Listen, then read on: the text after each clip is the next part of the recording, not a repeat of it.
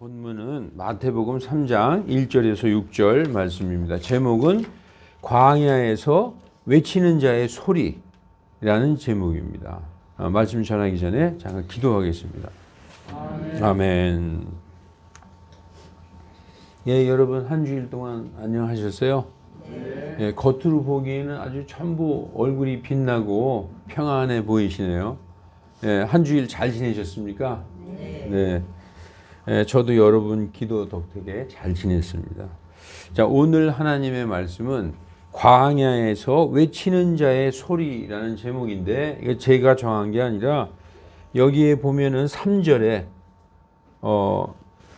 중간에 보면은 광야에서 외치는 자의 소리가 있어 이르기를 너희는 주의 길을 예비하라 그분의 행로들을 곧게 하라, 그렇게 말씀하시는 이 말씀이 있습니다.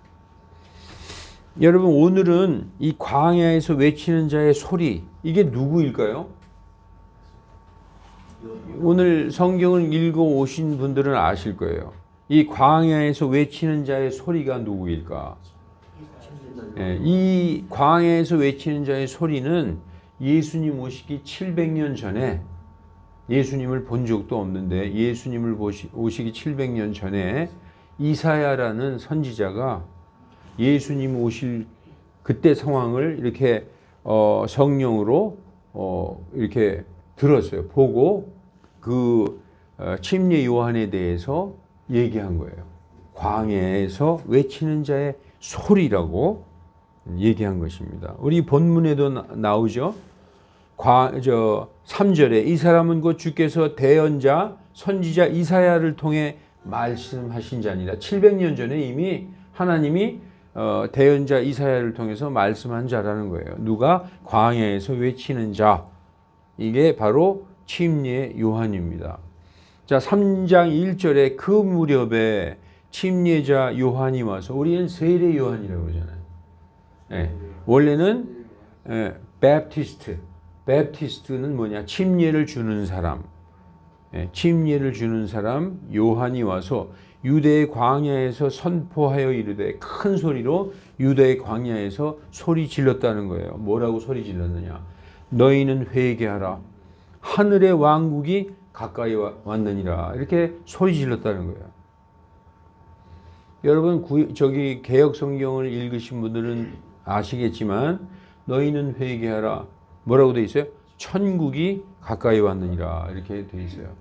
하늘의 왕국이 가까이 왔느니라. 길잖아요. 복잡하고. 간단하게 하늘천, 왕국, 나라 국자 해서 천국이 가까이 왔느니라 하면 될 걸, 뭐 이렇게 풀어서 하늘의 왕국이 가까이 왔느니라 이렇게 왜 이렇게 복잡하게 썼을까?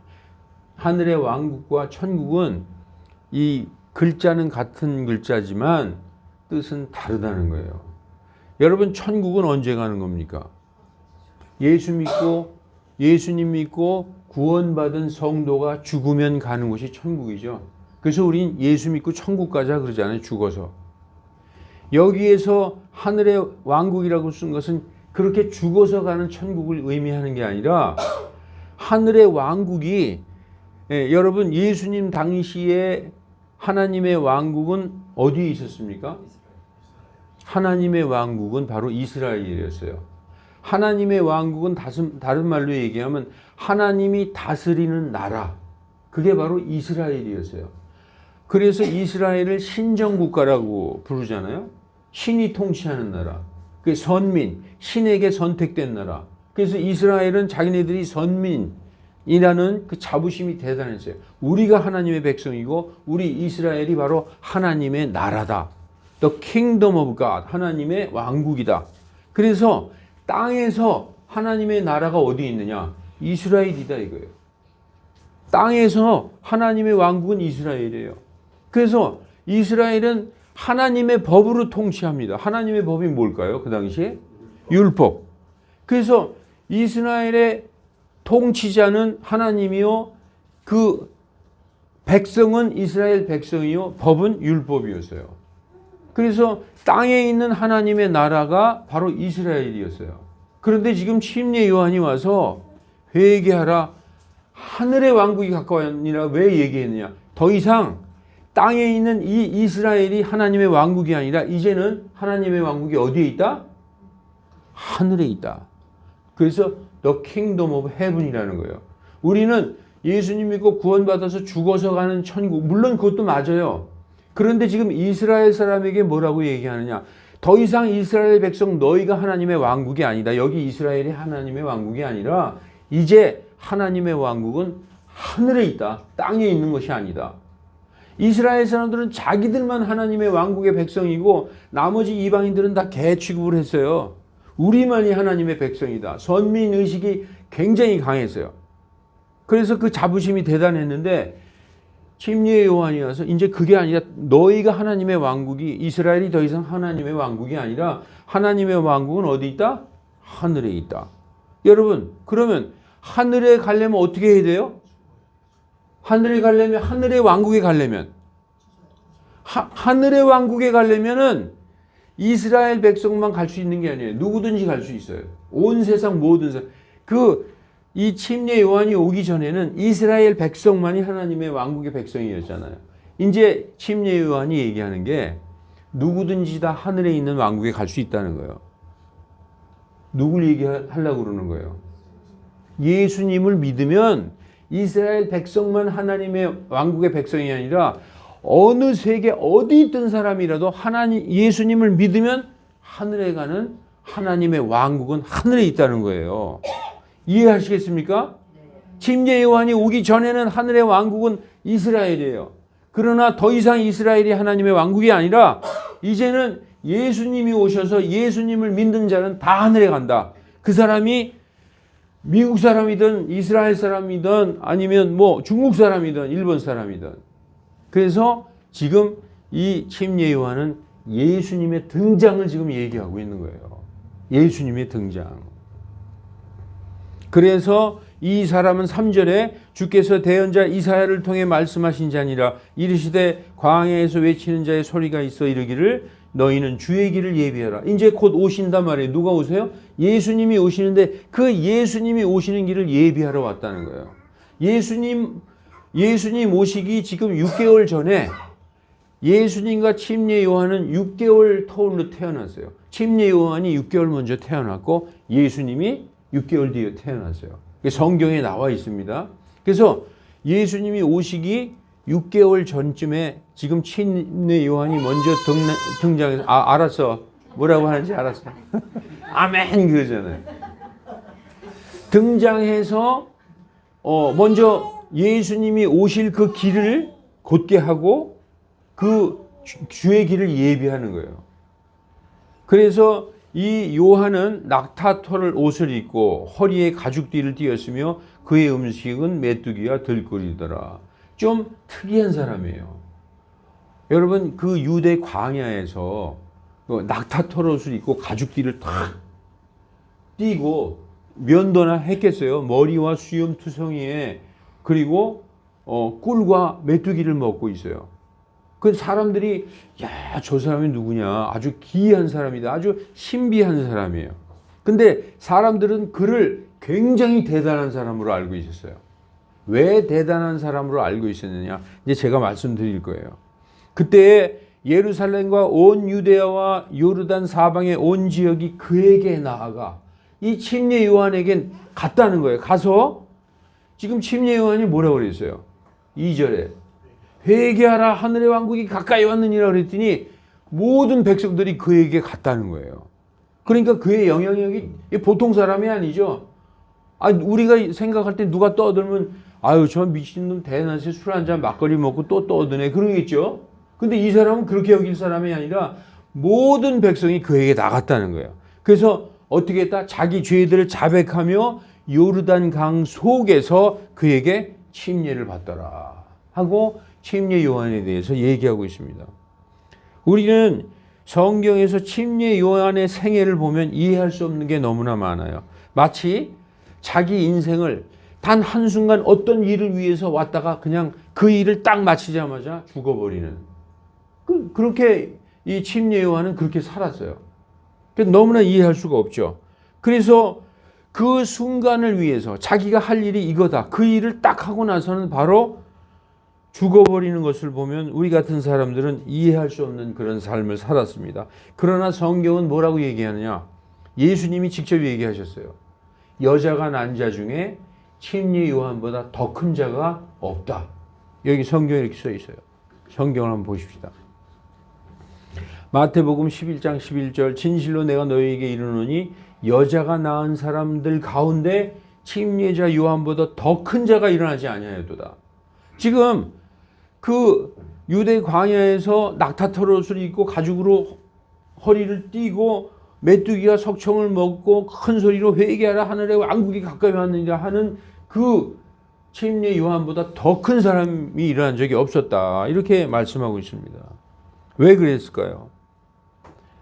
우리가 생각하기에는 성경에는 아주 위대한 사람들이 굉장히 많잖아요.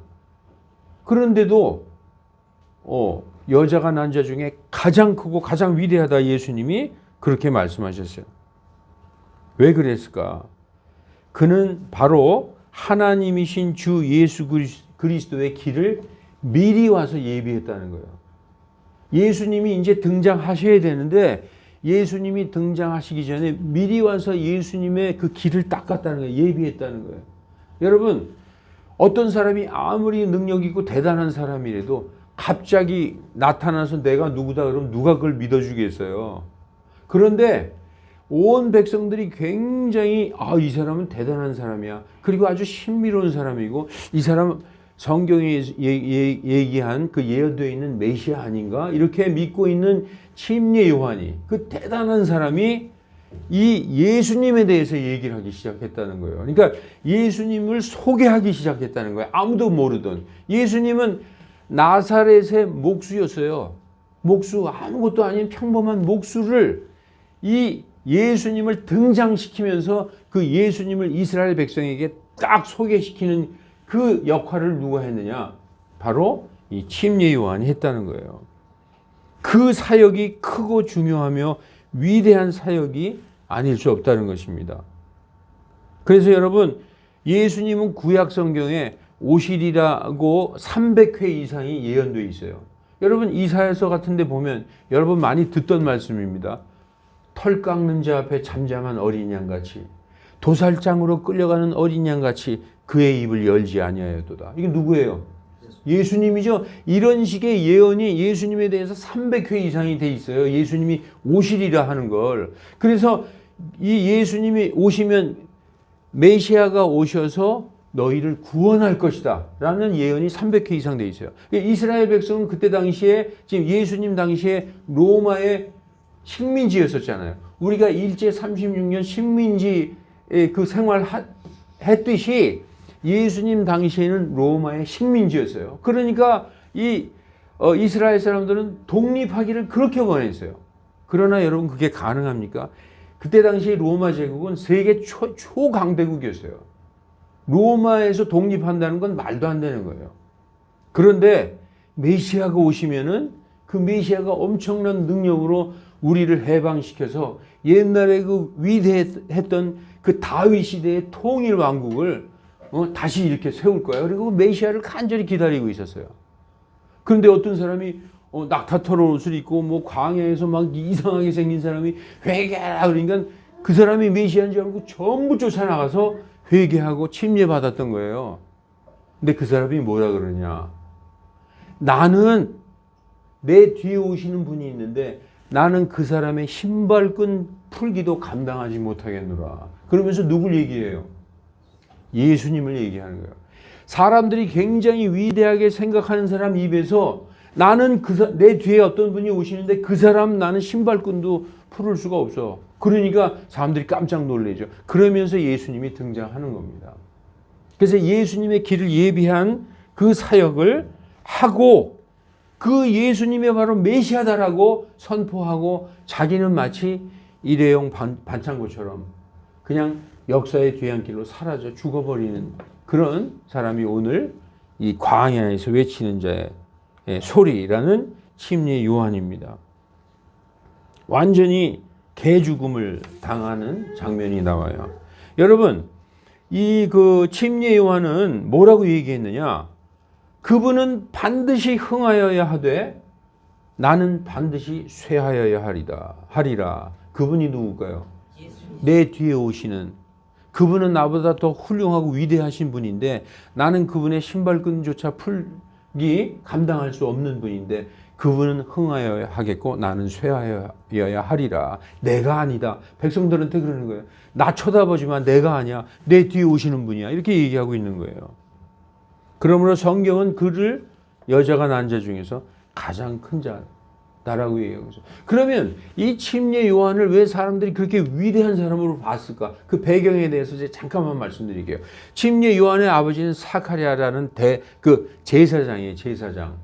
제사장인데 이 사가랴가 성전에서 자기의 순번이 돼서 자기의 근무 순번이 돼서 성전에서 근무하고 있는데 옆에 갑자기 가브리엘 천사가 나타나서 옆에 서서 사가랴야 네 아내가 아들을 임신하리라 이렇게 얘기하는 거예요. 그러니까 사가랴가 깜짝 놀랐어요.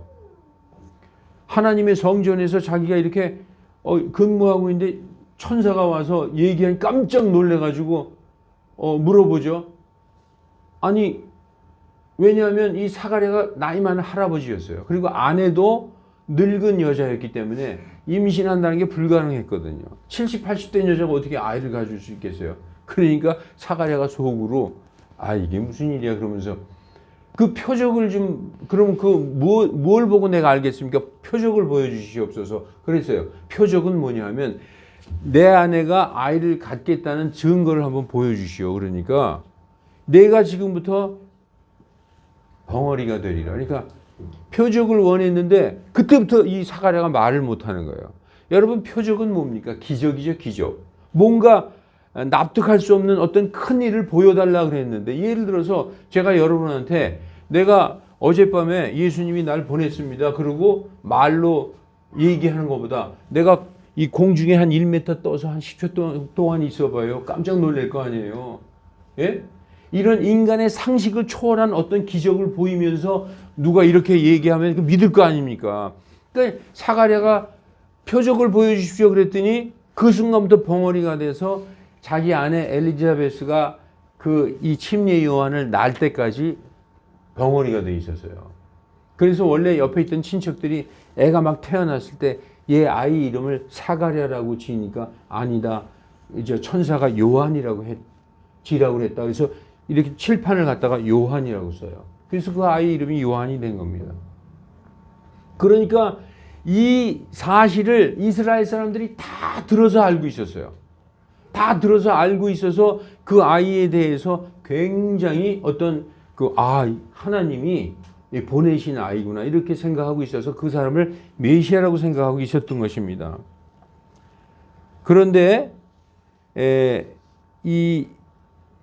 보면은 이 침례 요한을 광야에서 외치는 자의 소리라고 이사야도 얘기하였고 예수님은 여자에서 난 자 중에 가장 큰 자라고 얘기했고 또 말라기에서에도 이 침례 요한에 대해서 내가 대언자 엘리야를 너에게 보내리니 이게 바로 예수님이 직접 이 대언자 엘리야가 바로 침례 요한이다라고 말씀한 분입니다. 그래서 이 침례 요한의 아버지 사가랴가 그 가브리엘 천사에게 얘기를 들은 대로 자기 아내 엘리자벳이 아이를 가져요. 아이를 가졌을 때 예수님의 어머니 마리아가 그 사촌인 엘리자벳을 찾아가는 장면이 그 성경에 나옵니다. 그래서 이렇게 말씀하고 있어요. 그 예수님의 어머니 마리아가 자기 사촌 그러니까 침례 요한의 어머니 엘리자벳을 찾아갔을 때 뭐라고 얘기했느냐? 복중의 아이는 뛰어놀았고 엘리자베스가 얘기합니다. 자기 배를 만지면서 여자 중에 내가 복이 있고 내 태중의 열매도 복이 있도다. 내 주의 어머니가 내게 오시다니 이 어찌된 일인고.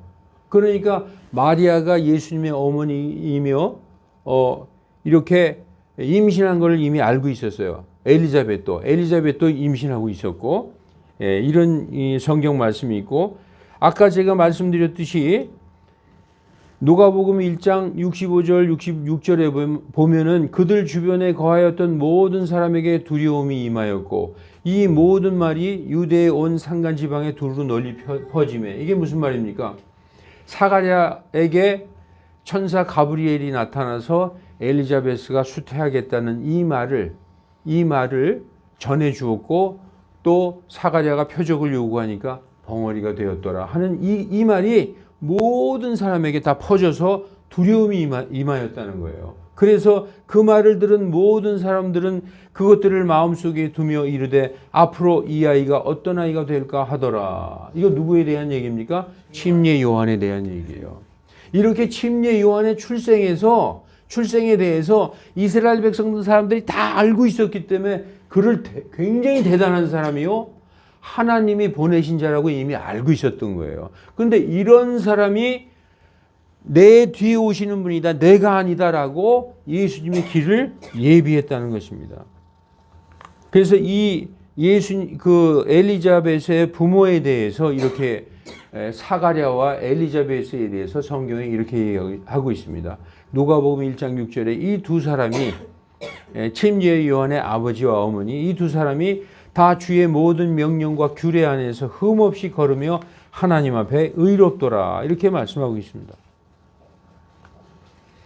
자, 그래서 유대인에게는 존경받는 지도자인 제사장 가문에서 그것도 태어날 때부터 심상치 않은 소문을 가지고 있던 요한은 많은 사람들에게 관심사였을 것입니다. 그는 점점 성장하면서 그의 태생의 소문을 더욱 신비롭게 하였듯이 이 기인의 행동을 하는 걸 볼 수 있어요. 이 광야에서 살았어요. 그런데 어느 날부터인가 갑자기 회개하라 하늘의 왕국이 가까이 왔느니라 하고 소리쳐댑니다. 정말 말씀대로 광야에서 외치는 자의 소리가 되어서 이렇게 외치기 시작해요. 그래서 이 하신 말씀이 성취되면서 침례 요한이 유대 백성 중에서 아무도 거부할 수 없는 대단한 대언자요 선지자로 사람들이 알게 되는 것입니다. 그래서 오늘 본문에 뭐라고 되어 있느냐? 3절 오늘 본문이에요.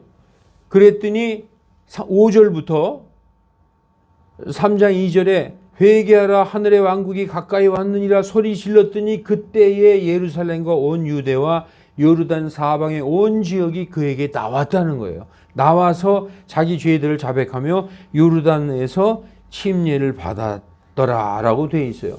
여러분 그런데 온 백성이 다 침례를 받았는데 누가 오시는가 이렇게 보니까 침례 요한이 깜짝 놀라는 거예요. 예수님이 오시고 계세요. 예수님이 자기한테 침례 받으러 오고 계시는 거예요. 그러니까 침례 요한이 뭐하라고 얘기하느냐. 마태복음 3장 14절에 온 백성이 다 와서 침례를 받았는데 그때 예수님도 오셨다는 거예요. 예수님이 오셔서 말씀하시기 근데 요한이 예수님을 보고 그분을 말리며 이르되 아이고 선생님 저한테 오시다니요. 내가 주님께 침례를 받아야 되는데 주께서 내게로 오시나이까 이렇게 말씀한 장면이 있어요. 왜냐? 이 침례는 더 높은 사람이 낮은 사람에게 주는 그런 걸로 알고 있었어요. 이 침례 요한은. 그러니까 내가 주님한테 침례를 받아야 되는데 어떻게 주님이 저한테 침례를 받으러 오십니까? 하고 아주 황송하게 여기고 있는 거죠. 네, 여러분 제가 여기 왜 빨간색으로 주라고 써놨을까요? 이 침례 요한이 예수님을 딱 볼 때 주님 그랬다는 거예요. My Lord 그랬다는 거예요. 주라는 건요.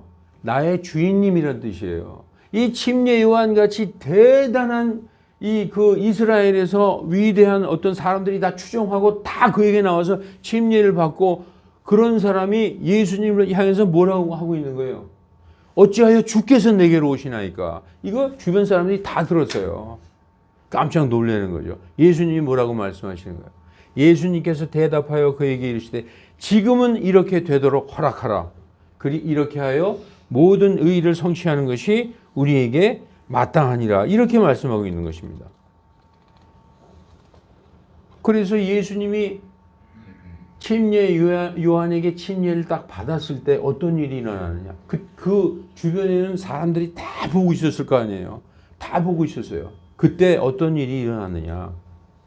마태복음 3장 16절에 예수님께서 침례를 받으시고 똑바로 물속에서 올라오실 때 왜 물 속이라고까지 표현했느냐? 예수님이 물에 완전히 잠겼다는 거예요. 물에 온몸이 완전히 잠겼다가 그 물 속으로부터 올라오실 때에 보라 하늘들이 열리며. 여러분 개역 성경엔 그냥 하늘이라고 되어 있지만 여기 하늘들이라고 되어 있죠. 첫째 하늘, 둘째 하늘, 하나님 계신 셋째 하늘까지 올리면서 하나님의 영이 그분 위에 비둘기같이 내려와 앉는 것을 예수님이 보셨어요. 자, 예수님, 아들 하나님이신 예수님은 물속에서 올라왔죠. 하나님의 영, 성령 하나님께서 셋째 하늘에서 내려와서 그 위에 내려앉았어요. 그랬더니 셋째 하늘에 계신 하나님께서 뭐라고 얘기하세요? 보라, 이 사람은 내 사랑하는 아들이라. 내가 그를 매우 기뻐하노라. 이때 삼위일체 하나님께서 다 현현하신 거예요. 굉장히 중요한 순간이죠. 왜냐? 이것은 바로 예수님의 공생애를 시작하는 바로 신호탄이었었어요. 그래서 이것을 본 사람들은 정말 성령께서 내려앉으시는 것을 본 사람도 있겠고 봐도 못 본 사람들이 있겠고 우리가 그렇잖아요. 들을 귀 있는 자는 들을지어다 할 그런 말씀이 있듯이 눈으로 본 자가 있을 테고 보지 못한 자가 있을 거예요. 그러나 침례 요한은 지금 이렇게 이 성경에 증거하고 있는 것입니다.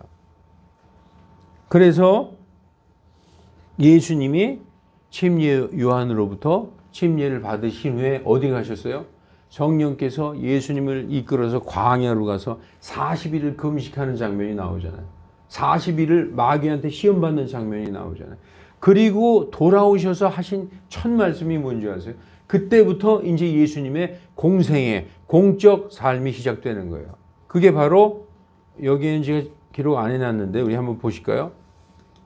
예수님이 뭐라고 말씀하셨느냐? 사도 침례 요한과 똑같은 말씀을 하셨어요. 그때부터 침례 받고 40일을 광야에서 금식하고 돌아오셔서 첫 마디가 이거예요. 회개하라. 하늘의 왕국이 가까이 왔느니라. 근데 이 말씀이 가지고 있는 뜻이 엄청 중요한 거예요. 지금 누구에게 얘기하고 있는 거예요? 지금 옆에 있는 사람 누구예요? 다 이스라엘 사람들이잖아요. 이스라엘 사람들이 듣기에 하늘의 왕국은 여긴데 하나님의 왕국 우리나라인데 거기가 아니라는 걸 얘기하고 있어요. 침례 요한도 그랬죠. 침례 요한이 와서 광야에서 회개하라 하늘의 왕국이 가까이 왔느니라. 예수님도 똑같이 회개하라 하늘의 왕국이 가까이 왔느니라. 이제 새로운 세대가 열린 거예요. 이스라엘 사람들이 전에는 우리나라가 하나님의 왕국이고 여기가 하늘의 왕국인데 이제 침례 요한과 예수님은 더 이상 이스라엘이 하나님의 왕국이 아니라 하늘의 왕국은 하늘에 있다. 하늘에 있는 거예요. 하늘에. 근데 그 하늘은 누구를 믿어서 가는 거다? 예수님을 믿어서 가는 거다. 그래서 더 이상 하나님의 왕국은 이스라엘 땅에 국한되지 않고 어떤 사람이든지 예수님을 믿으면 하늘에 있는 하나님께로 가는 그 시대가 열린 것입니다. 그래서 여러분 예수님은 우리가 성경에서 보면 예수님이 지나가면서 공생애를 이제 시작하면서 베드로와 요한을 보면서 나를 따르라. 그러니까 그들이 그냥 따르잖아요. 저는 맨 처음에 이렇게 생각했어요. 예수님의 능력이 워낙에 출중해서 보자마자 그냥 염력 같은 어떤 기운에 이끌려서 줄줄줄 쫓아갔나 보다. 그게 아니라 그때 당시에 이미 베드로나 요한이나 예수님의 제자들은 예수님에 대한 소문을 다 듣고 알고 있었어요. 그러니까 예수님이 지나가면서 나를 따르라 그러니까 하던 일을 버리고 그냥 따라간 겁니다. 위대한 대언자로서 예수님을 따라간 겁니다. 그 정도로 침례 요한이 예수님이 메시아라고 선포한 것이 그것이 얼마나 큰 영향력이 있었던 것인가. 그 침례 요한은 그 사역을 위해서 온 거예요. 여러분 침례 요한이 어떻게 죽었는지 아십니까? 침례 요한이 그 당시에 헤롯 왕이 분봉왕 헤롯이 있었는데 헤롯이 자기 동생 빌립의 아내를 취해서 결혼을 했어요. 그러니까 이 침례 요한이 그것은 율법에 어긋나는 것이고 하나님 앞에 죄다 그랬더니 이 헤롯 왕이 속으로 두려운 마음을 갖고 있었어요. 그러니까 어떤 날 헤롯 왕의 생일날이었는데 생일 파티 때 그 자기가 아내로 삼은 동생의 부인이었던 헤로디아가 자기 딸과 그 파티에 왔거든요. 모든 귀족들과 뭐 이렇게 높은 사람들 다 초청해서 파티하고 있는데, 그때 헤로디아의 딸이 살로메가 그 앞에서 춤을 췄는데 춤을 너무 잘 췄던 모양이에요. 그러니까 헤로드 왕이, 야, 너 정말 춤 잘 춘다. 네 소원이 뭐냐? 내가 이 땅, 우리나라의 절반이라도 내가 줄 테니까 너 소원을 얘기해봐라. 그랬을 때 뭐라고 얘기했느냐? 엄마한테 가서 물어봅니다. 자기 엄마한테 가서. 엄마, 지금 왕이 나한테 소원을 빌려고 그러는데 무슨 소원을 빌까? 침례 요한의 목을 달라고 그래라. 성경에 나와 있어요. 성경에. 그래서 헤롯이 그 얘기를 딱 듣고 살로메가, 왕이시여, 침례 요한의 목을 주시옵소서. 그랬더니 순간적으로 멈칫하다가 집행관한테 명령을 해요. 목을 잘라와라. 그래서 얼마나 어이없는 죽음입니까? 그 죽음이 그 위대한 예수님의 길을, 예수님을 소개해서 그 메시아의 길을 예비한 그 대언자가 그렇게 우리가 볼 때 너무나 어처구니없고 허무한 개 죽음을 당하는 거예요. 그래서 그 요한의 목을 잘라서 쟁반에 담아서 그 살로메한테 주는 장면이 성경에 나와 있어요. 마가복음 한번 볼까요? 마가복음에 한번 봅시다. 이게 저도 확실한 건 하여튼 20 한 여기 보세요. 이게 헤롯이 빌립의 아내 헤로디아로 인해 요한을 감옥에 가두었어요. 이는 그가 그녀와 결혼한 자기 동생 빌립의 아내 헤로디아와 결혼하였기 때문이다. 어떻게 했다? 요한을 붙잡아 감옥에 가두었다. 그런데 어느 날 생일, 여기 보면은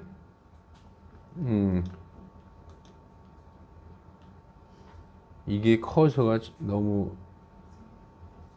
여기 보니까 여기 마침 헤롯이 자기 생일에 인사들을 초대해서 저녁 식사를 하고 있는데, 전에 말한 헤로디아의 딸, 여기 빌립의 아내였었죠. 이 딸이 들어와서 춤을 추어서 헤롯과 거기 앉은 사람들을 기쁘게 했단 말이죠. 그때 왕이 그 소녀에게 무엇이든지 내가 원하는 것을 내게 구하라.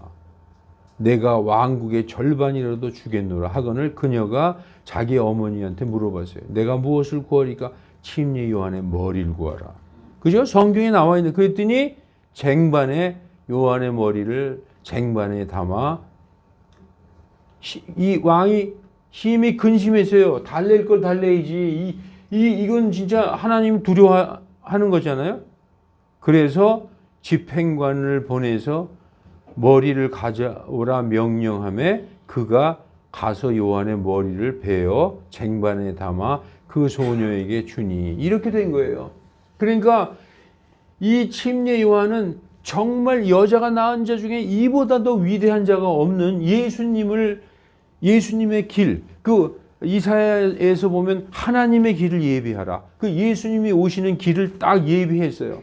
왜냐? 이 사람이 워낙에 영향력이 큰 사람이니까 이 사람이 얘기하니까 온 백성이 다 들을 거 아니에요. 대단한 사람이, 아무런 영향력이 없는 사람이 얘기하면 아무도 안 들어요. 근데 많은 사람들이 존경하고 다 위대한 사람이라고 믿는 사람이 나는 이 사람의 신발끈 풀기도 감당치 못하겠노라 하면서 예수님을 소개하면서 예수님이 등장하는 거예요. 이 길을 예비한 자가 이렇게 허무하고 정말 한심스러운 죽음을 당합니다.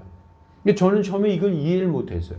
근데 여러분, 우리들은 예수님 믿고 뭐 이렇게 그 다음부터는 잘 되고 막 잘 풀리고 뭐 이런 생각을 하잖아요.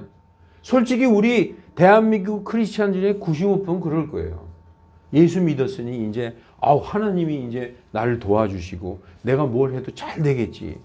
내가 예수님의 자녀 아니야? 자녀들을 잘 되게 해주실 거 아니야? 그리고 이런 복 받는 그쪽으로만 생각하고 있어요.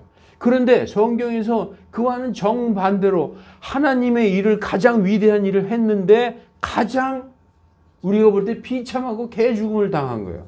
그런데 성경에서 뭐라고 그래요? 이 자가 여자가 낳은 자 중에서 가장 큰 자라고 얘기하고 있잖아요. 여러분, 우리는 어쩌다가 태어난 사람들이 아니에요. 어쩌다가 보니까 그냥 태어난다. 그게 아니라 하나님이 이 시대에 우리를 부르시고 이 시대에 우리를 오게 하셨어요. 우리가 왜 한 100년 전에 와가지고 일제시대 때 고생을 안 하고 왜 이 시대에 태어났을까? 다 하나님은 각 사람을 부르시는 시대가 있어요. 이 시대에 태어나서 우리는 이렇게 편하게 살고 이렇게 정말 좋은 자리에 앉아서 예배를 드리지만 옛날에 예수님 믿는다는 건 그야말로 핍박이고 숨어서 지하교회에서 여러분 영화 같은 거 보면 숨어서 예배 드리고 그랬잖아요. 그런데 우리는 항상 잘 되고 성공하고 복받고 부자 되는 그 생각만 하고 있다는 거예요. 복음은 그거 얘기하고 있지 않아요. 그래서 여러분 지금 이 광야에서 외치는 자의 소리, 이 침례 요한의 얘기를 오늘 내가 왜 가져왔냐 하면은 하나님의 일을 감당하고 그것을 위해서 사는 사람이 가장 큰 사람이라는 거예요, 성경에. 그래서 여러분의 생활, 우리의 삶도 우리가 무슨 일을 하나님을 해볼까? 내가 지금 저 신장로에 나가서 내가 한번 외쳐볼까? 이게 아니라 지금 여러분이 하고 있는 삶을 하나님이 원하시는 삶으로 바꿀 수가 있어요. 내가 하는 게 아니라 지금 내가 하는 모든 일은 하나님이 내게 주신 일이다. 그런데 이 일이 정말 이거는 하나님이 내게 주신 일 같지 않아. 그럼 거기서 돌아서면 되는 거예요. 내가 지금 하는 일이 좀 악한 일이야. 아주 부정직한 일로 돈 벌고 있어. 그러면 거기서 돌아서겠죠. 우리의 양심이 알기 때문에. 그리고 무슨 일을 하더라도 내가 온 마음을 다해서 사람들에게 친절하게 하고 정말 하나님이 원하시는 그 사람을 사랑하라는 게 하나님이 가장 큰 우리에게 주신 명령이잖아요. 그런 뜻을 따라 행할 때 그게 하나님의 일을 하는 겁니다. 근데 자꾸 우리는 엄청 큰 일, 매일 나가서 전도하는 일, 뭐 이런 것만 하나님 일을 하는 것 같지만 지금 있는 생활, 직장, 삶 속에서 하나님 일을 할 수 있다는 거예요. 그렇게 살아야 된다는 것입니다. 예, 그래서 이제 말씀을 이제 정리하고 마칠게요. 하나님의 사람들은 죽음을 결코 두려워하지 않았어요. 그게 하나님의 사람이라는 표식이에요. 우리 기독교 역사를 보면 정말 하나님의 사람들은 죽음을 알기를 그렇게 두려워하지 않았어요. 여러분 한번 생각해보세요. 나는 죽음이 너무 무서워. 나는 죽을까 봐 겁나. 막 덜덜덜덜 떨어. 맨날 죽는 게 무서워. 이게 하나님의 사람으로서 성숙하지가 못해서 그래요. 정말 하나님의 사람으로 성숙한 사람은 죽음이 두렵지 않아요. 죽음이. 오늘 내일 죽어도 결코 아쉬워하지 않는 생각. 여러분 침례 요한이라고 자기의 삶과 인생이 없었겠습니까? 그러나 성경은 우리를 위해서 예비한 영원한 왕국이 있기 때문에 하늘의 왕국이 있기 때문에 하나님의 사람들은 죽음을 결코 두려워하지 않는다는 것을 보여주는 것입니다.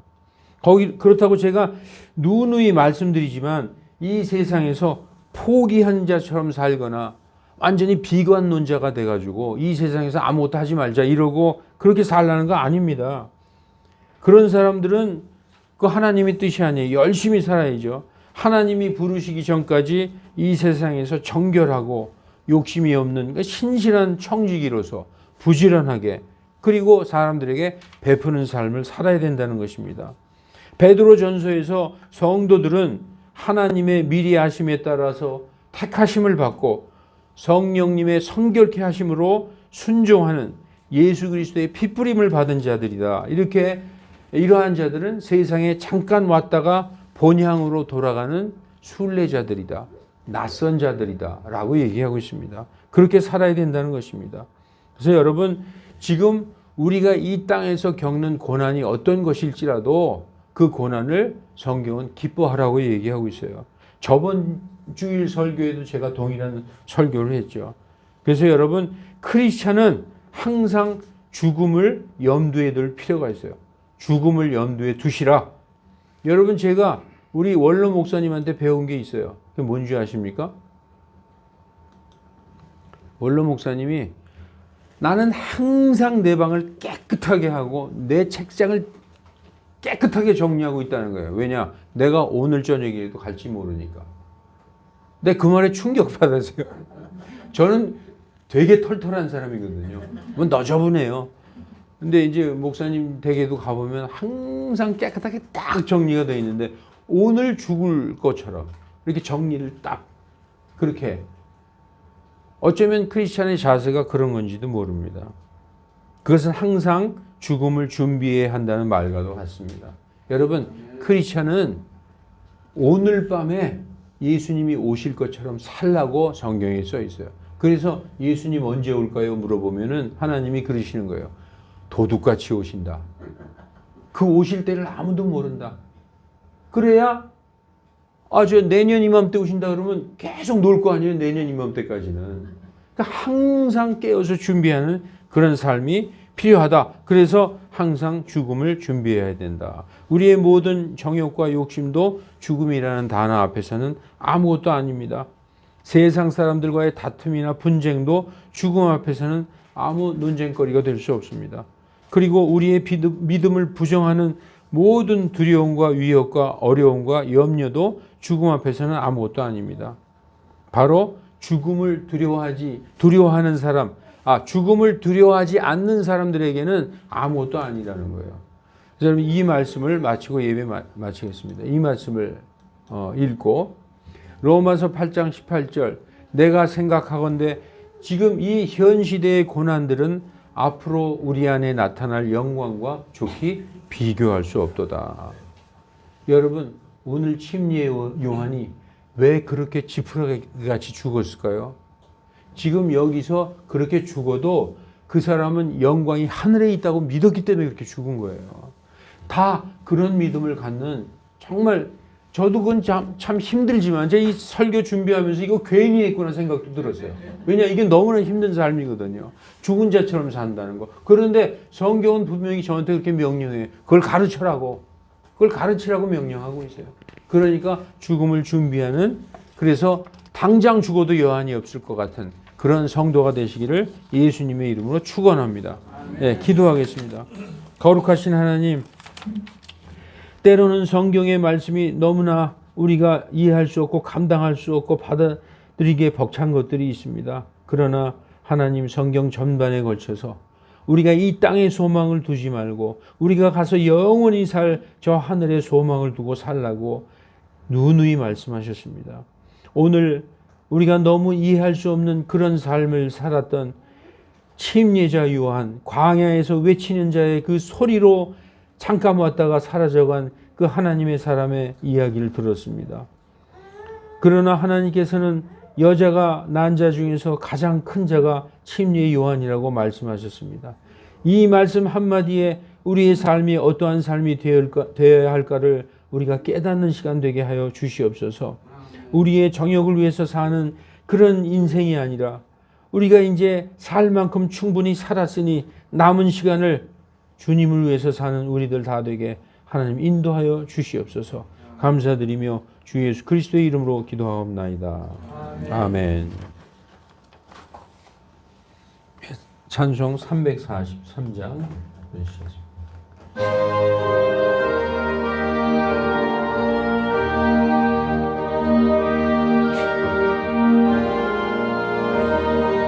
울어도 못하네 눈물 많이 흘려도 겁을 없게 못하고 죄를 씻지 못하니 울어도 못하네 십자가에 달려서 예수 고난 보셨네 나를 구원하실 이 예수밖에 없네 힘써도 못하네 말과 뜻과 행실이 깨끗하고 착해도 다시 나게 못하니 힘써도 못하네.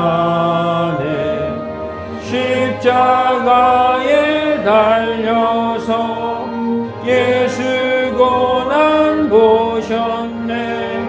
나를 구원하시니 예수밖에 없네. 참아도 못하네.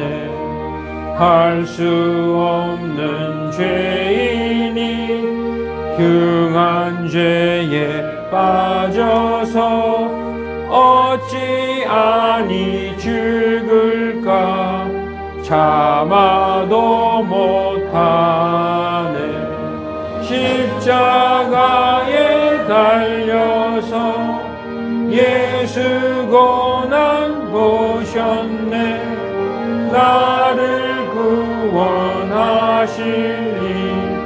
예수밖에 없네. 믿으면 하겠네. 주 예수만 믿어서 그 은혜를 힘입고 오직 주께 나가면 영원 삶을 얻네. 십자가에 달려서 예수 고난 보셨네. 나를 구원하시니 예수밖에 없네. 아멘. 잠시 헌금 기도하겠습니다. 하나님, 주님의 자녀들 귀한 예물 드렸습니다. 하나님께서 주신 것 중에 구별하여 기쁜 마음으로 자원해서 드린 그 복된 손길에 하나님께서 복의 복을 더하여 주시고 건강과 평강으로 갚아 주시옵소서. 또한 그 헌금들이 헛되게 쓰여지지 않게 하나님 교회를 지켜주시고 오직 예수 그리스도께서 우리를 데리러 오실 그때까지 이 믿음 침례교회가 믿음의 반석 위에 굳게 서서 오직 진리만을 전하는, 그리하여 많은 죄인들을 하나님 앞에 세워서 회개로 인도하는 참교회로 그 사명 다하게 허락하여 주시옵소서. 하나님, 이 모양 저 모양으로 교회를 위하여 애쓰고 봉사하는 우리 형제자매들 가정의 기쁨과 은혜와 평강으로 충만하게 하여 주시고 그 모든 하는 일이 하늘의 상급으로 쌓이게 하여 주시옵소서.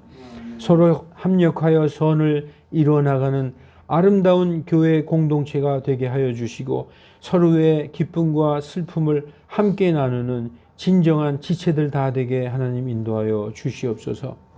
하나님, 이 교회를 통하여 하나님의 사람들이 많이 나오게 하여 주시고 그들의 입을 통하여 이 참된 생명의 말씀들이 곳곳에서 울려 퍼지게 하여 주시고 오늘 전한 침례 요한과 같이 외치는 그러한 성도들이 많이 나오게 하나님 인도하여 주시옵소서.